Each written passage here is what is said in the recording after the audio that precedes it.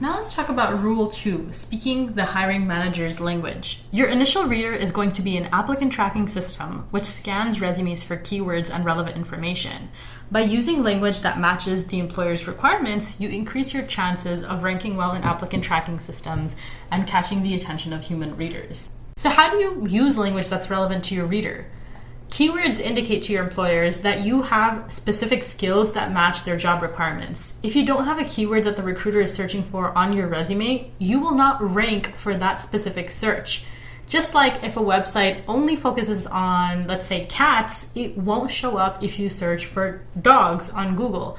Similarly, if a recruiter is searching for a software engineer and you don't have the phrase software engineer on your resume will not show up. Adding the keywords that recruiters are looking for ensures that they feel as though the candidate is talking to them and saying, yes, I am aware of all of your problems and here is how I will solve them.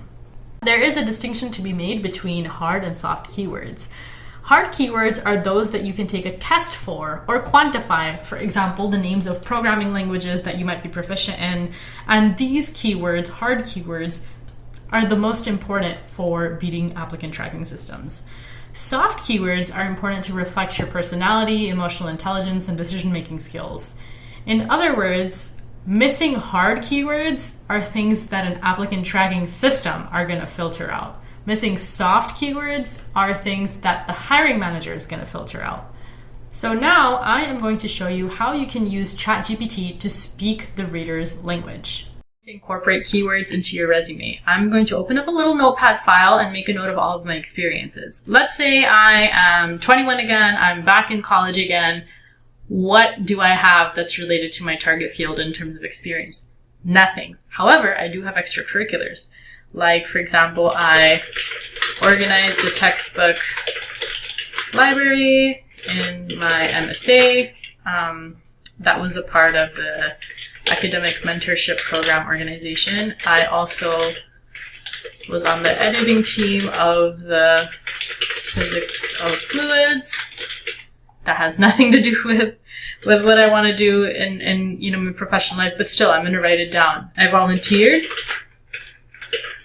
and tutored math. Let's say I did two things. Let's say I tutored math and I volunteered with incarcerated youth. So that means children who were in jail. And let's say that's all I did, okay? So how am I going to incorporate keywords? Here's what I'm going to do. Hi, ChatGPT. I'm being polite because, once the robot overlords take over, they'll be nice to me. Here are my experiences. Can you please help me by asking me questions that would help dig into each of these experiences to identify transferable skills and keywords for production engineering roles? And you can see I've made typos, I haven't added a question mark, but still. See, it's going to ask me a detailed list of questions, and then all I have to do is answer them. And just like I was able to add all of these amazing keywords, increasing efficiency, automating workflows, resolving gaps, these are soft keywords, but still, these are keywords that, especially these ones, are a little bit harder. Automating workflows is a very hard keyword that people would be looking for when they're trying to hire a production engineer.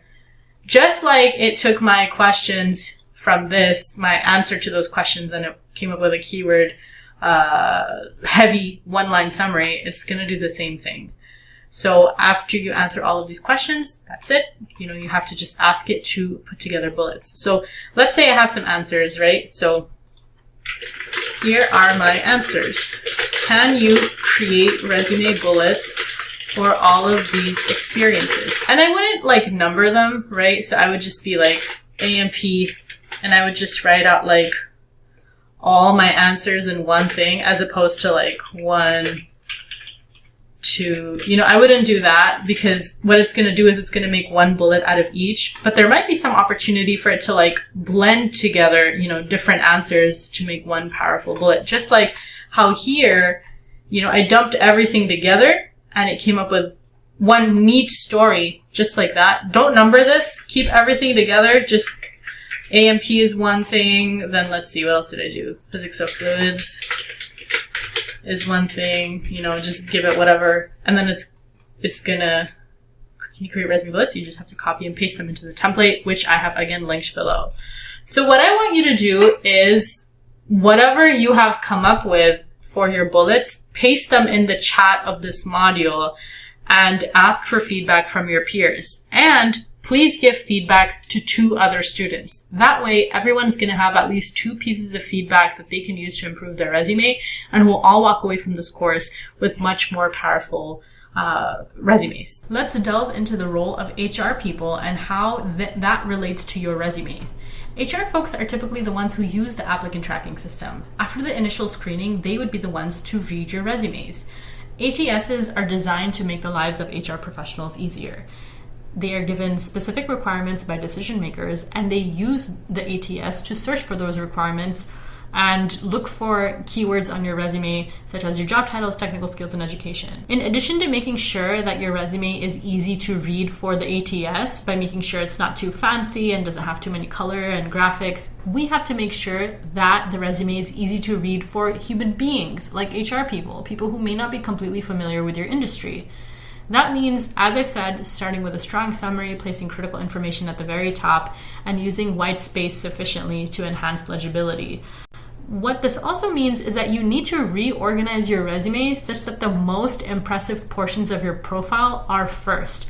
If, for example, your degree is not super relevant to the job that you'd like to do, put it at the bottom of your resume. Maybe a homework assignment or project or something else that you did in school is more impressive. Put that towards the top of your resume.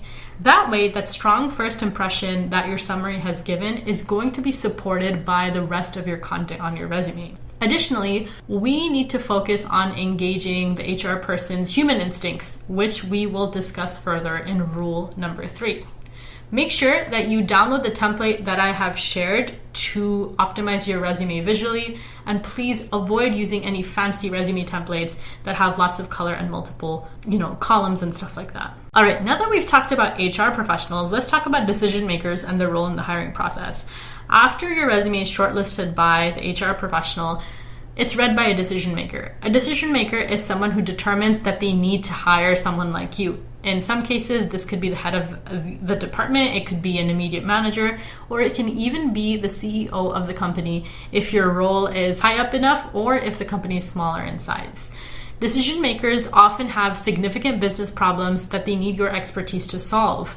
They also might have exciting opportunities that they require your help in realizing. While in very small companies, your resume may directly go to the direct decision maker, in most cases it goes through HR first. To make things easier for decision makers, it is essential to focus on the problems you can solve for them and the opportunities you can help them seize. We'll explore this in greater detail in rule number 3.